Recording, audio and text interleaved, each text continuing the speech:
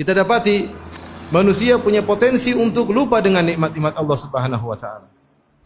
Allah Subhanahu wa taala berfirman, "Innal insana li rabbih lakanud." Sungguhnya manusia itu lakanud, berkeluh kesah tentang Rabbnya. Kata Hasan Al-Basri rahimahullahu taala, yaitu yadhkuru al-masaib wa yansa ni'am. Selalu ingat-ingat musibah yang menimpanya dan dia lupa dengan nikmat-nikmat yang banyak yang telah Allah berikan kepadanya. Itulah sifat-sifat manusia.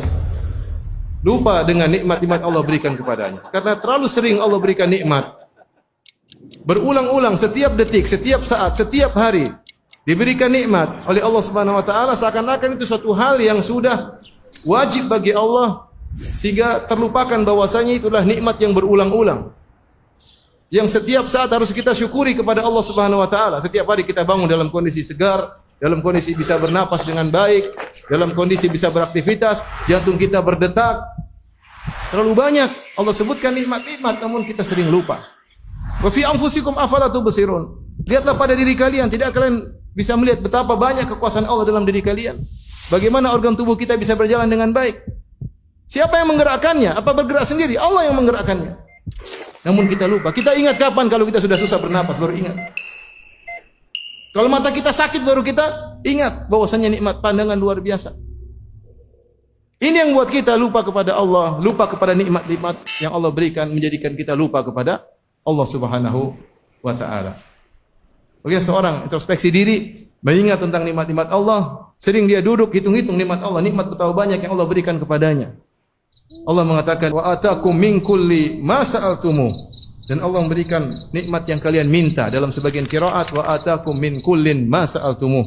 Dan Allah berikan kepada kalian nikmat yang kalian tidak minta. Nikmat yang Allah berikan kepada kita, ada yang kita minta, kita berdoa kepada Allah berikan.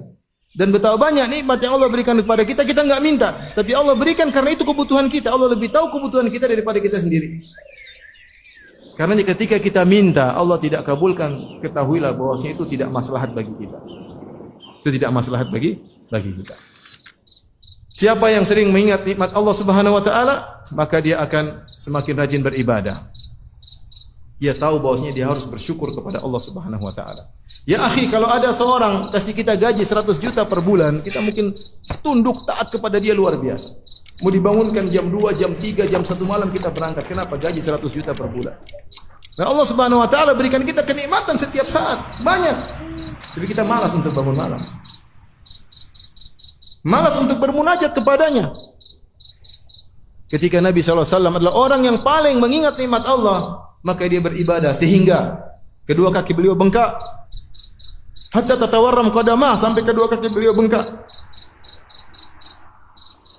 Ditanyakan kepada Nabi SAW, kenapa anda beribadah seperti itu? Kata Nabi SAW, afala akunu abdan syakura. Kenapa aku tidak menjadi hamba yang pandai bersyukur? Kalau kita sering ingat nikmat Allah Subhanahu wa taala, kita enggan untuk bermaksiat, takut untuk bermaksiat. Kenapa? Kita membangkang kepada Rabb yang memberikan kita banyak kenikmatan. Allah berikan kita kenikmatan pandangan, kita gunakan untuk melihat yang haram. Allah berikan kita kenikmatan pendengaran, kita gunakan untuk mendengar yang haram. Karenanya Nabi Yusuf alaihissalam ketika diajak bermaksiat oleh Zulekha, maka dia berkata, "Innahu Rabbi ahsana mathwaya." Sungguhnya Rabbku telah berbuat baik kepadaku. Di antara salah satu tafsir yaitu dia bilang, Allah telah berbuat baik kepada aku. Kenapa aku bermaksiat kepada Allah Subhanahu wa taala? Barang siapa yang sering mengingat nikmat Allah Subhanahu wa taala, maka dia akan lebih cinta kepada Allah Subhanahu wa taala. Maka dia akan lebih khusyuk beribadah kepada Allah Subhanahu wa taala. Semoga Allah Subhanahu wa taala menjadikan kita hamba-hamba yang pandai bersyukur kepada Allah Subhanahu wa taala.